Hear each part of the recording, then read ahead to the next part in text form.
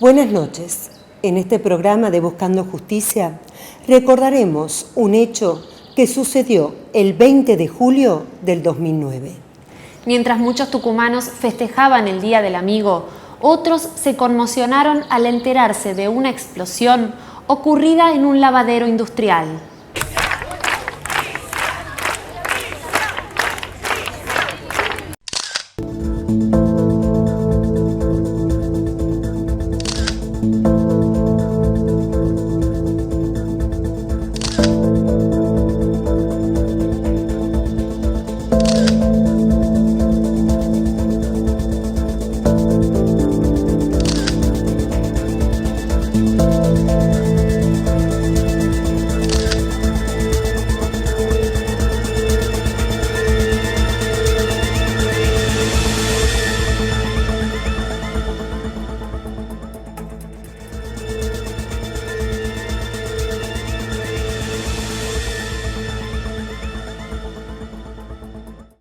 Carlos Hansen era un joven responsable y trabajador que esperaba encontrar un espacio laboral que le permitiera un futuro mejor. Sin embargo, por la falta de oportunidades, trabajaba en una lavandería industrial. Ese Día del Amigo, Carlos Hansen se encontraba en su lugar de trabajo, en la calle Santiago al 1700. De repente, una de las máquinas explotó, matándolo junto a otros 3 compañeros.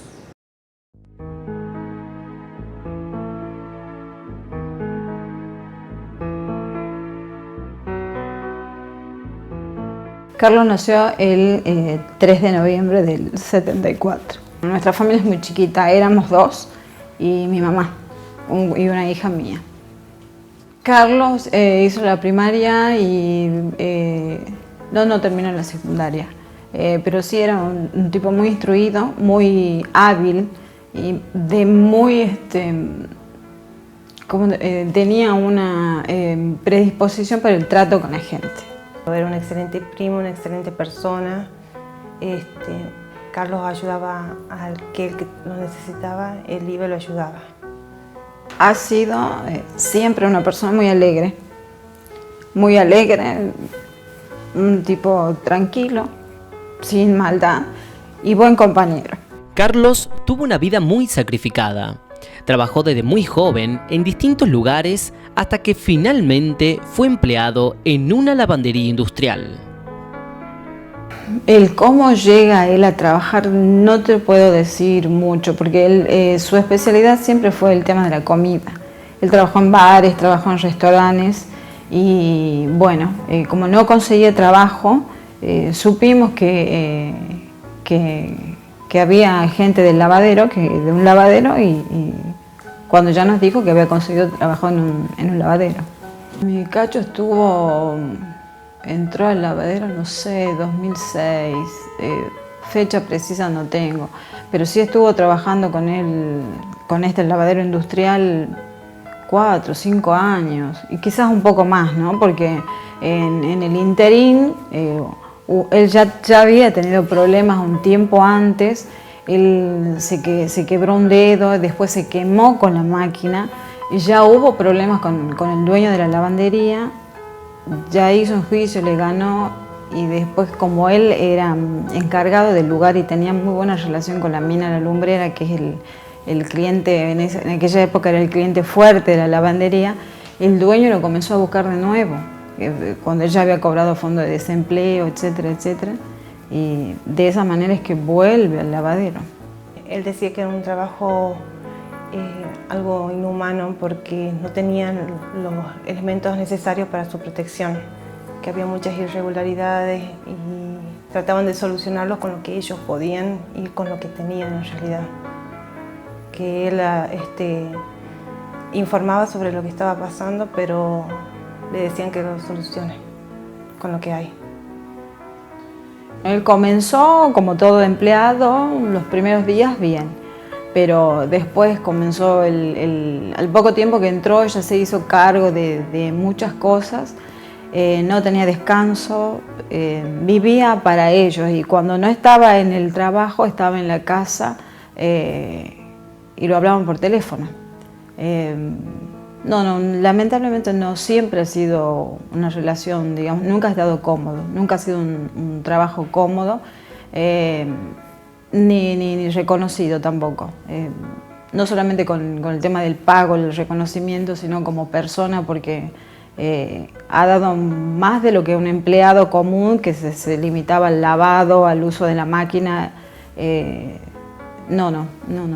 Y siempre manifestaba la incomodidad no solamente de él, sino la incomodidad de estas dos señoras que eran mujeres mayores y estaban en una situación de esclavitud más o menos. Entonces eso de él renegaba siempre porque son mujeres que tienen la edad de mi mamá hoy.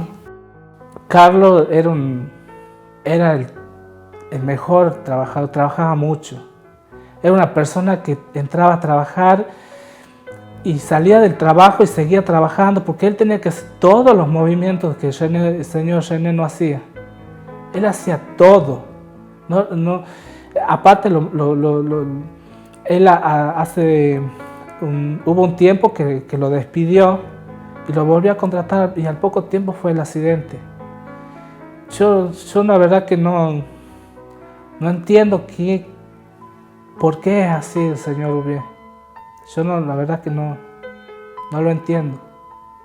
Arruinó muchas vidas, arruinó 4 familias. Me arruinó a mí porque yo tenía otra vida antes.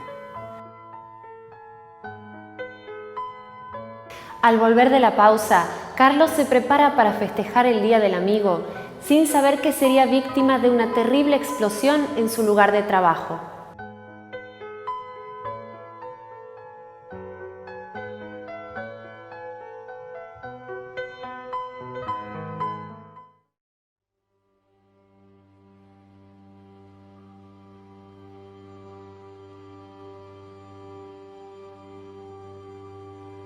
Carlos tenía 34 años, estaba de novio y tenía muchos planes para el futuro. Ese día del accidente le había llevado una torta y había entrado 2 horas antes para festejar el Día de los Amigos con unas señoras mayores que él quería del turno anterior. Entonces estaba ayudándoles para que saquen el trabajo más temprano para poder festejar con esta gente un ratito y después continuar con el turno de la noche. Cuando se acercó el horario de las 7 de la tarde, yo dejé de trabajar y me dirigí a bañarme. Y me estoy cambiando y en ese momento siento la explosión. En ese momento me quedé paralizado en el baño y no sabía qué hacer. Miré por una ventanilla hacia afuera y era una oscuridad. En ese momento lo que se me cruzó es que había explotado la caldera, porque la caldera ya había tenido en otro momento, que fue en el mismo año, en la Pascua, había habido un problema de fuga. Afuera era una laguna porque había salido todo el vapor, el agua de las máquinas y me dirijo hacia la calle. En la calle ya estaba toda la gente, ya estaba llegando los bomberos, las policías, pero al no ver a ninguno de mis compañeros, y yo me acordaba de mi compañero Carlos, de que yo estaba hablando con él y que él se encontraba hacia el lado de donde había sido la explosión. Entonces yo me vuelvo a entrar hacia el lavadero y dentro del lavadero entramos con otras personas, sin importar el peligro que había, porque había muchos cables con corriente. Entonces nos dirigimos hacia adentro y nos encontramos con Lucía Díaz, que se encontraba en un costado de la plancha y gritando que sentía que la cara estaba quemada. De ahí un hombre, un vecino, la alza y se la lleva. Después nos dirigimos hacia la otra punta del lavadero y encontramos entre los escombros a Mariana, que se encontraba gritando. De ahí la gente la saca y esperan a que lleguen las ambulancias. De ahí llegan los bomberos y nos dicen que salgamos porque el lugar era peligroso. Nosotros recibimos un llamado de que había un principio de incendio, pero cuando nos constituimos vemos que se trataba de una explosión. Inmediatamente pedí ayuda, colaboración con más personal y se empieza a trabajar debajo de un cilindro que pertenecería a una planchadora industrial. Allí se encuentran se extraen dos cuerpos sin vida del sexo masculino. Sufrieron el impacto de una explosión violenta. O sea, imagínense ustedes cómo estaban los cuerpos, pero gracias a Dios pudimos sacarlos con bastante dificultad primero, porque tuvimos que hacer un apuntalamiento de la estructura, ya que amenazaba con desplazarse tanto el cilindro metálico como también el techo que podría caerse y paredes que estaban en ese sector.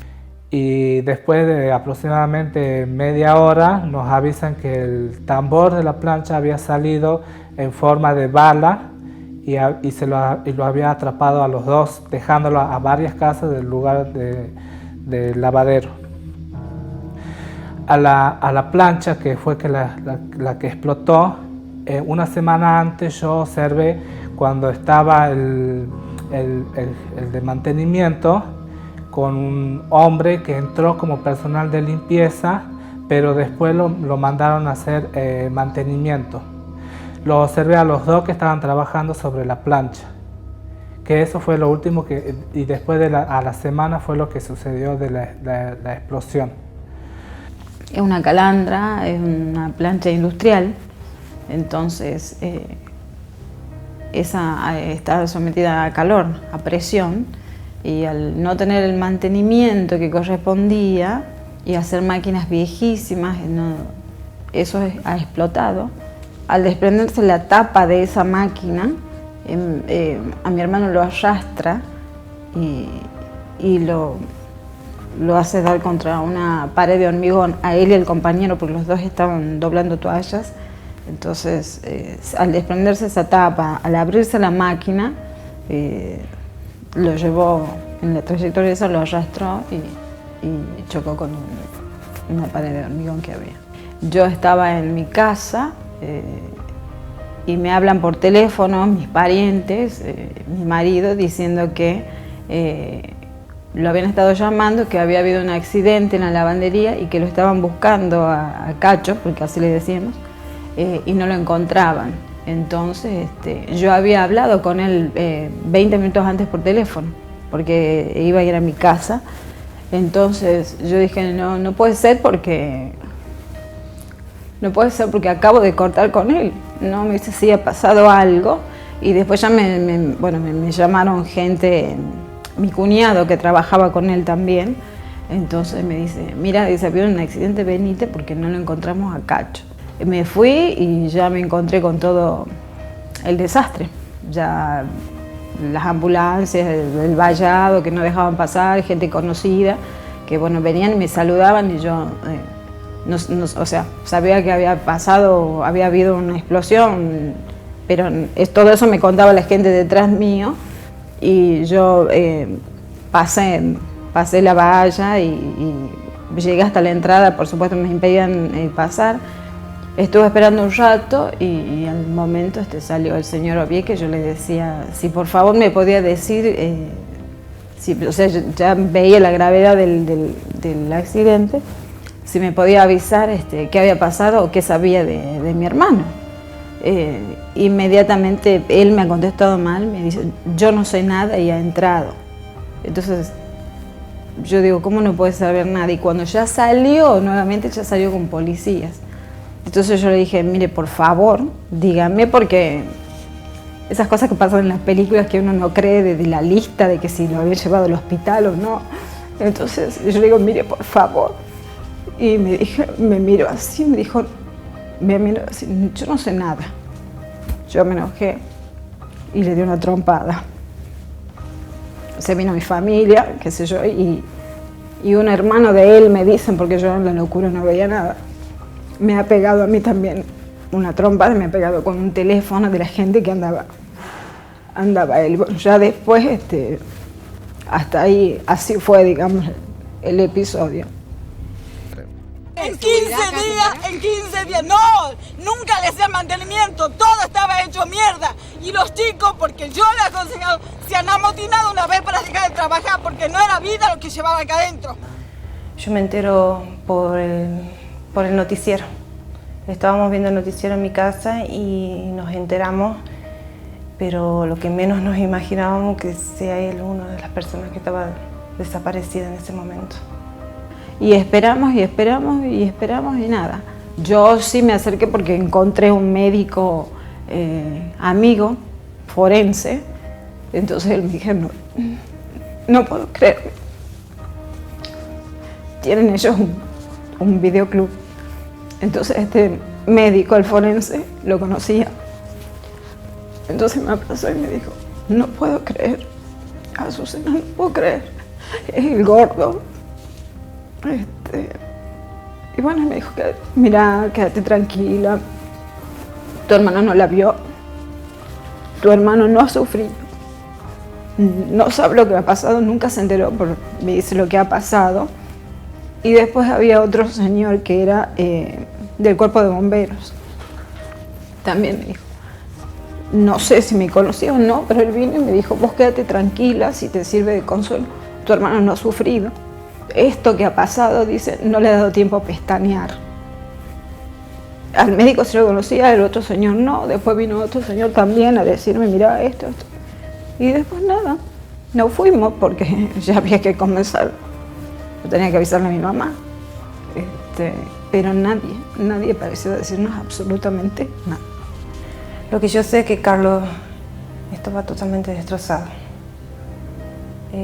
Lo entregaron en una bolsa de residuos y que lo reconocieron solamente por su cabellera, porque él estaba en la plancha donde explotó, así que no le quedó nada. Yo la verdad que mi aflicción era, como le digo a mi mamá, era lo único que tenía en mente, no, o sea, todo eran dimes y diretes afuera, entonces nadie sabía nada. La chica esta que estaba esperando igual que yo, que alguien confirme que si estaba muerto o no estaba muerto, se lo habían llevado al hospital para uno ir. Entonces como, ya a mí cuando, como digo yo, bueno, acá ya está terminada, porque se acercó el forense, porque era conocido, a decirme.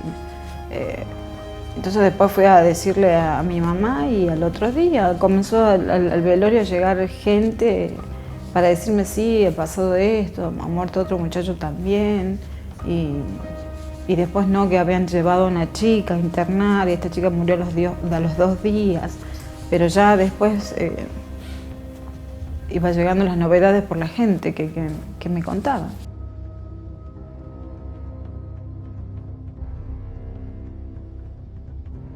Luego del corte, la conmoción se apodera de la familia de Carlos.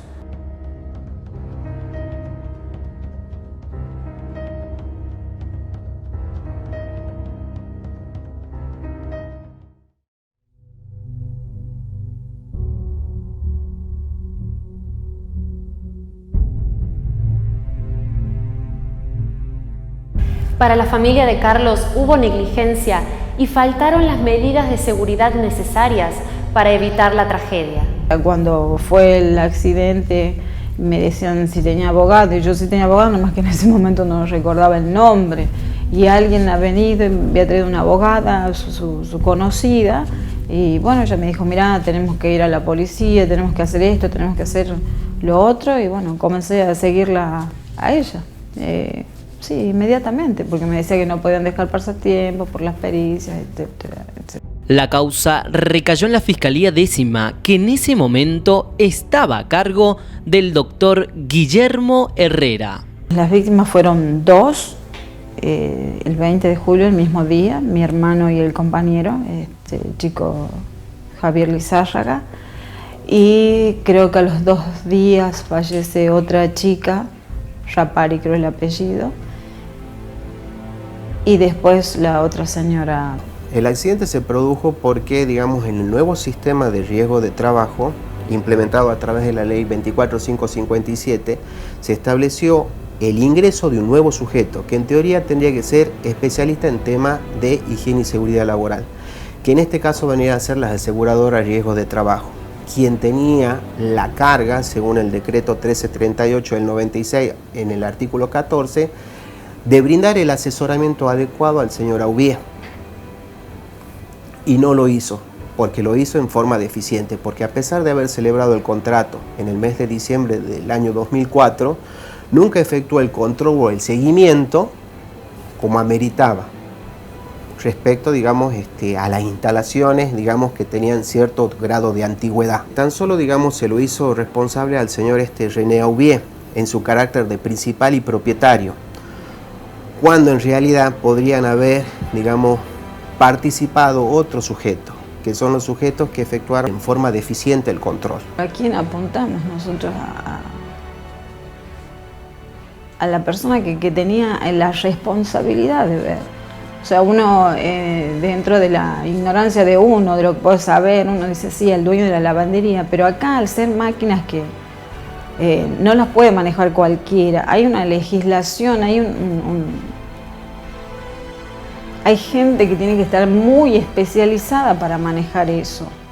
Entonces, a los que tenían la responsabilidad del cuidado de esas máquinas, porque no son cualquier cosa, son máquinas muy peligrosas.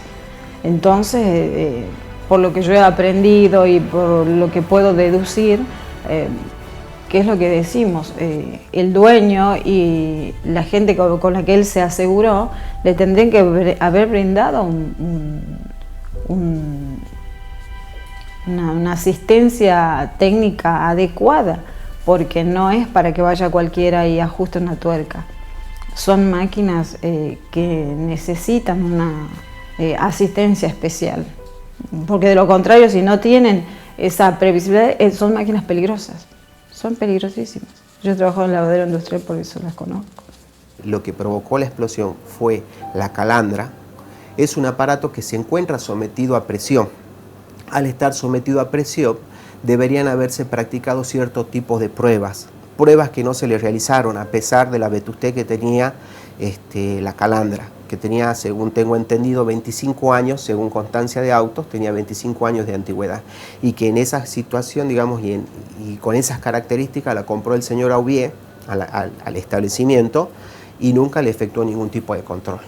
El lavadero, cuando comenzamos con los trámites, el lavadero aparece como habilitado, no recuerdo en qué año, y después está, a unos años luego, aparecen los papeles como clausurado, y después nuevamente aparecen otros papeles como habilitados de nuevo, pero toda la documentación que acredita de esa habilitación es deficiente. Está en el expediente, no estaba en regla. La causa hoy por hoy se encuentra en el juzgado correccional número 1, a cargo del doctor Marcelo Mendilarzo. Está, según tengo entendido, para la citación a juicio, artículo 370, que es donde dice de que ya se encuentra, digamos, en condiciones para llegar al debate oral. Sacándolo lo que a uno le afecta, que es la muerte de un familiar, no puede ser que sucedan cosas de estas características, donde yo quisiera que ustedes lean el expediente, vean la pericia de los bomberos, la primera, después el perito de parte, después el perito suyo, del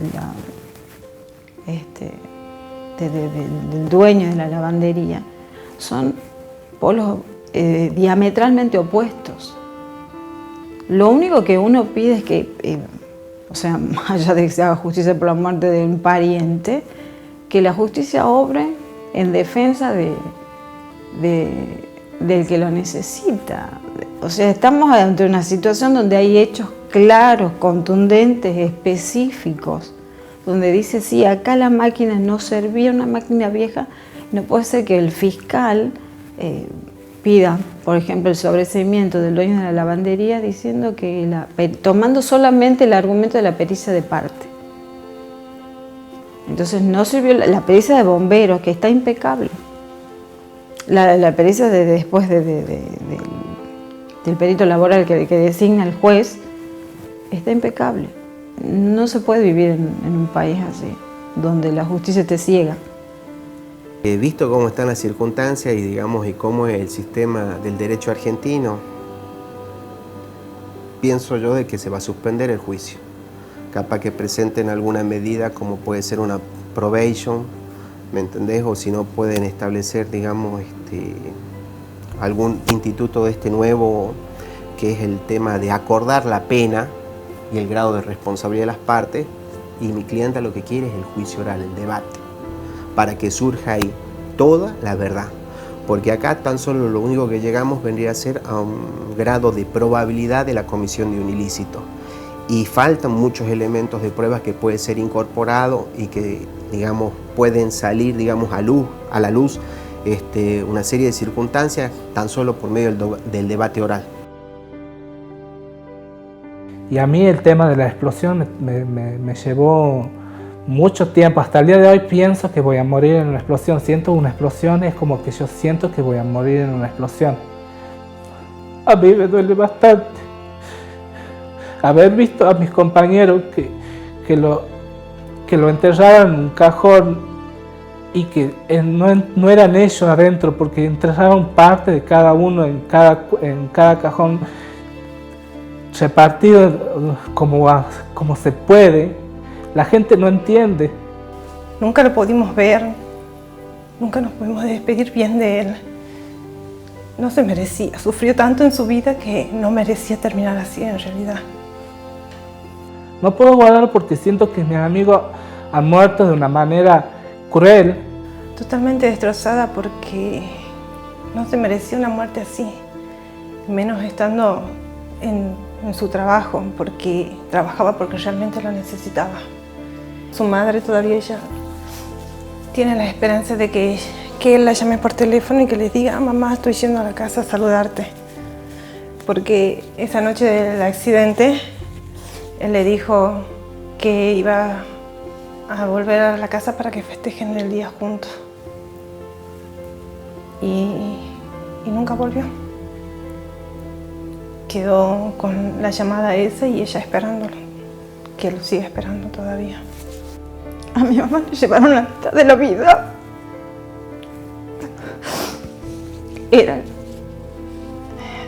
Éramos dos. Yo tengo 43 años hoy. En esa época tenía 36. A mi mamá le llevaron el bebé.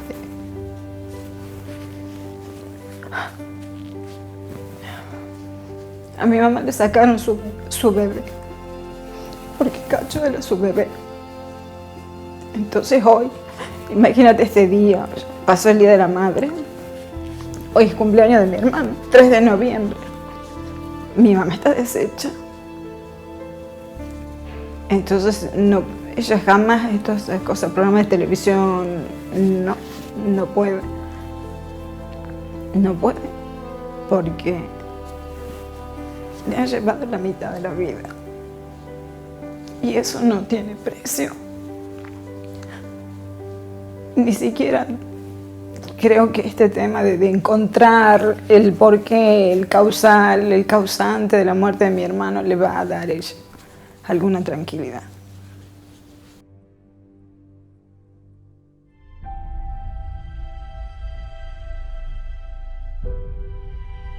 Carlos, al igual que otros muchos tucumanos, trabajaba de manera precaria, movido por la necesidad. Debido a esta falta de oportunidades, trabajaba en un lugar que, según su familia, no cumplía con las exigencias básicas de seguridad. Ese riesgo terminó costándole la vida a él y a otros 3 compañeros más de trabajo aquel 20 de julio. La familia de Carlos espera que la justicia llegue a un juicio oral que permita descubrir quiénes son los responsables de lo ocurrido. Hasta el próximo jueves.